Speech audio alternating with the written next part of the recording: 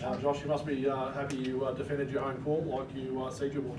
Yeah, no, really proud of the players, my team. They did a great job. They did what we were supposed to do in playoff basketball, defend home court. It's 1-1, and now we get an opportunity to play up there in Wollongong on Wednesday and have a chance to go play in a grand final. So it should be fun. But credit to the players coming back, quick turnaround, and just being ready to go. I thought it was a game. It was a fun game. It was back and forth. All right. Where we can improve upon is obviously the offensive rebounds. I think we can clean that up. We'll be in good shape, but we'll take the win and get some rest and be ready to go on Wednesday night. You must be thrilled with the dominance of your starting five today. They really stepped up when you needed them. Yeah, I just meant to say that, but I forgot because my mind's racing. But yeah, I thought for the most part we kind of controlled the game. I said it was a back and forth game, but I thought we really controlled it. And again, they're a really good team. They got a lot of good players, and they can put you in a lot of tough spots. But I thought we did a really good job on their key guys. Again, we just have to clean up that offensive, the offensive or the defensive glass, their offensive rebounding. But proud of these guys. Obviously, Sobes carried us, and along with others, Matty Hurt.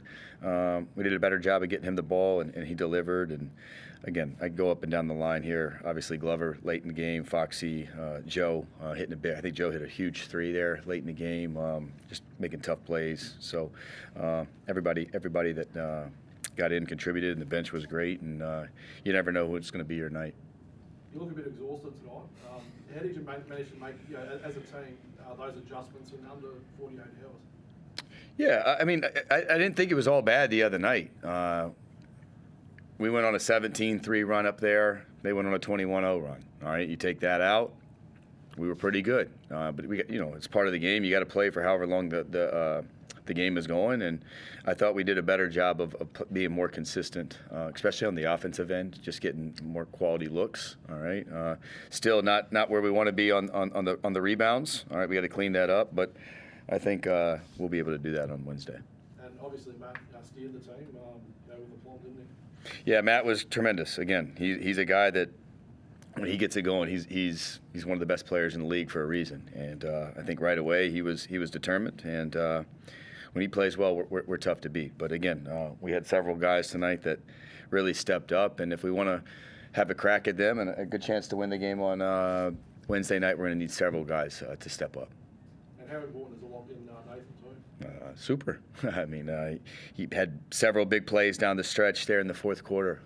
He hit I don't know how many. Did you hit one or two big threes? I know one. Did you hit two? No, just one. He had nice takes to the basket. Like I said, when Sobes is on top of his game, he's one of the best players in the league too. So again, but if you want to win games at this time of the year against the number one seed, they've been the most consistent team in the league all year long. They're the number one team in the league for a reason, because they've been the most consistent. That's why they get the do-or-die game on their home floor.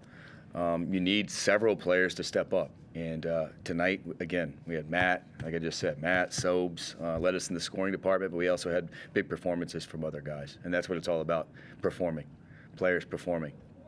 How valuable was the free throw shooting tonight? I think they shot 58%, you guys were something like that. Yeah, they didn't shoot well from the free throw line. That's one thing. We got to do a better job of keeping them off the free throw line.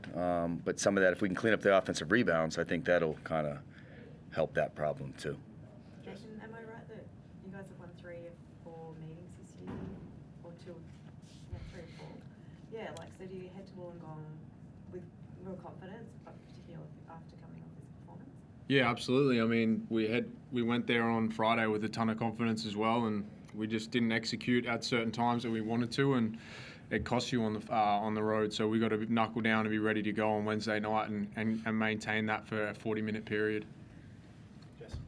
You guys have really mastered comeback situations this season, or even just learning how to win in those close call games. Josh, for you, how do you coach that in those moments? And have the guys really just learned how to get around that dynamic? Yeah, I think we have done a good job of winning a lot of close games. It's about the players. It's trying to put the players in the best position possible to be successful, and then they got to go out and make the plays. So tonight, whoever's number we're calling, whether it's Sobes or Matt's, whoever, DeWalt, they got to go out there and make the plays. That's why it's a players' game, and they've done that for the most part this year. That's why we're in this position to have a chance to go play in the grand final. So for you, you, how does that, like on court, how do you kind of captain the team in those situations? You guys have gotten better at it as the season goes on. Yeah, I mean, I think it's just growth. We probably weren't getting those outcomes at the start of the year when we were losing those games, and I think we learnt from that early on. And yeah, I mean, it just speaks volume of the group and being able to learn from from earlier on in the season and grow from it and be able to transfer it into games moving forward. And I think the group's done a great job of that. Just on Derek, how's he pulling up this game? Like anybody that hasn't played in 8 weeks, he's sore.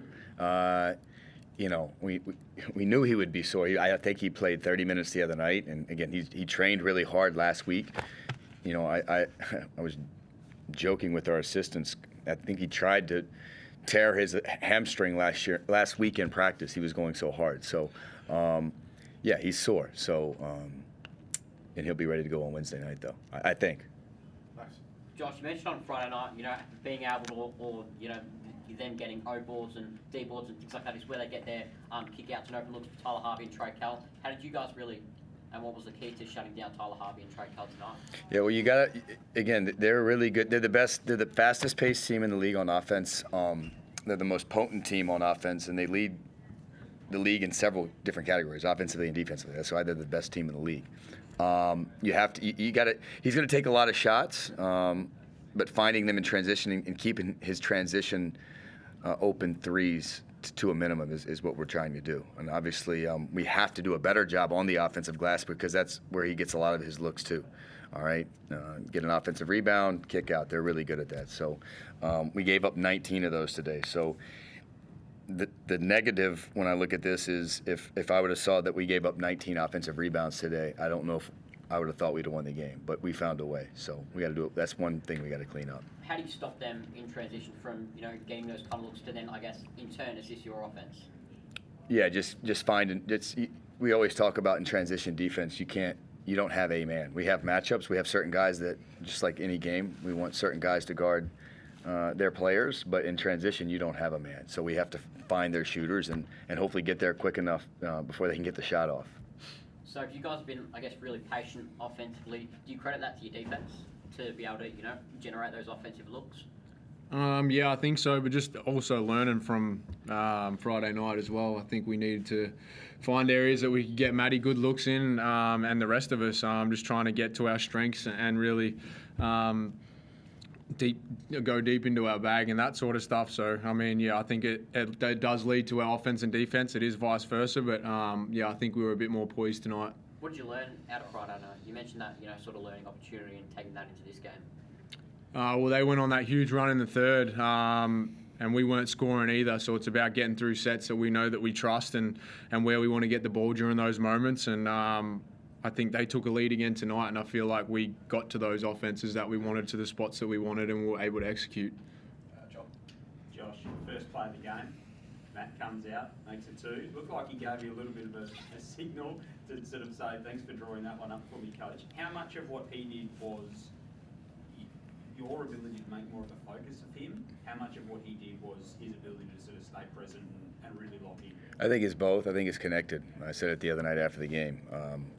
He's got to do a better job to work to get the ball, but we have to do a better job as coaches to find spots and areas for him to get the ball. And yeah, I don't know who that was intended for. I was just happy he made the shot. So, like I said, we got to continue to play through him, but also know that they're not just going to let him get where he wants to be, and we need other players to step up. And I think, like I said, credit to our guys for other guys stepping up tonight as well.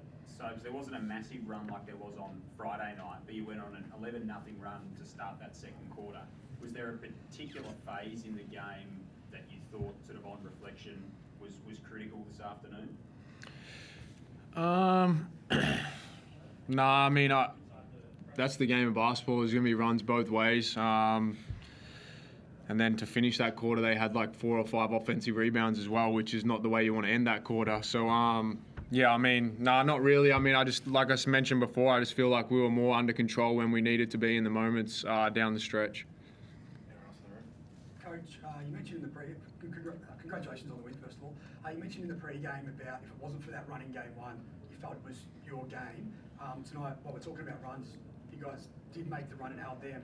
So going back to Illawarra, is there a way to, I guess as a coach, do you prepare for if that run happens against you? Is it a way of slowing down the game with subs, timeouts, or how do you prepare for that potential stretch? Obviously, the home team getting hot. Yeah, I got to do a better job of managing the team in those situations, but I think Sobey just said it. We did a better job tonight of getting the ball where we wanted it to, even when they made their run in the third quarter. So, yeah, it's just about managing the game and slowing down sometimes and getting the ball where we need it to. But again, it is a game of runs, and I have full confidence in our players and to make the right plays and decisions in those situations.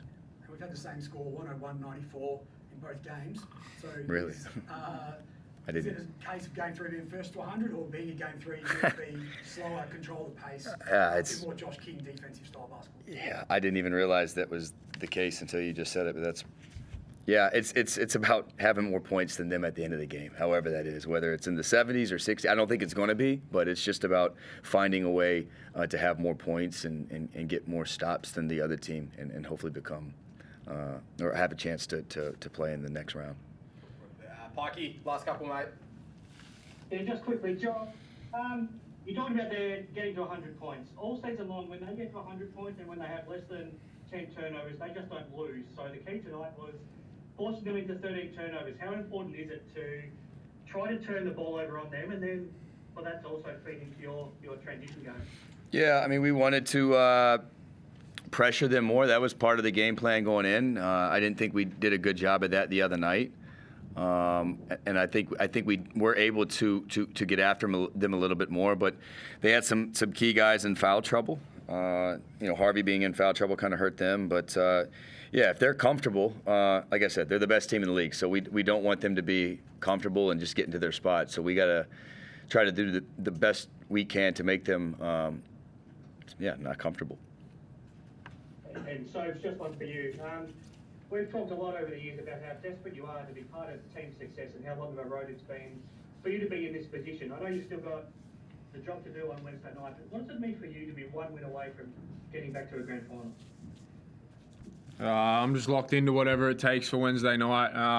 Yeah, it's all about winning. That's why we play the game. That's why you compete.